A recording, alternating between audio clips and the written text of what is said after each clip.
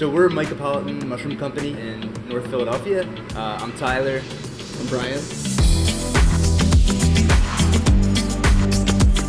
So we set up shop here in the basement of Common Market's North Philly warehouse in March of 2014, and it took a few months to build up, and we started producing mushrooms in October of 2014 last year.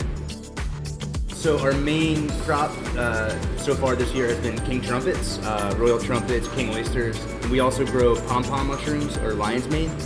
We grow piapino, namiko, shiitake, and oyster mushrooms. Those are the varieties that we grow indoors depending on the season. So this is our incubator, or our colonization room, where we incubate our mycelium growing on our substrate.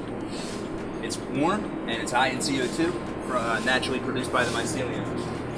When stuff is done colonizing in our incubation room, then we move it right over here to our grow room, another hoop house structure. And this is the humid, fresh air, light environment that the mushrooms like to grow in.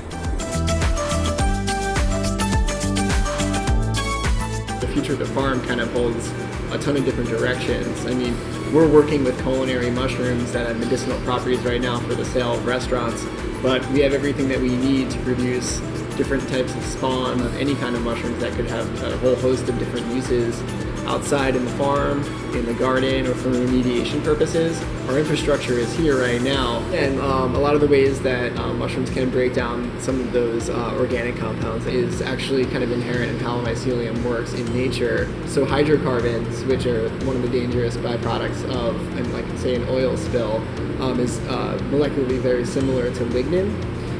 So oyster mushrooms, and probably indeed other mushrooms, kind of have a pretty easy time in breaking down some of these harder bound up carbon chain molecules that other things like simple bacteria or chemical remediation strategies wouldn't really be able to even begin to break down. And like, what's more beautiful than that, than seeing just a stagnant, smelly pile of uninhabitable, ungrowable soil, you can't even call it soil, become like a bastion of life and start the process of bringing diversity back into that space. I feel like this is the time in our species' history that we learn to appreciate fungi on a large scale and integrate that into our greater understanding of, you know, what it means to be existing as humans within nature and getting the most out of it, and leaving the world a better place than we found it.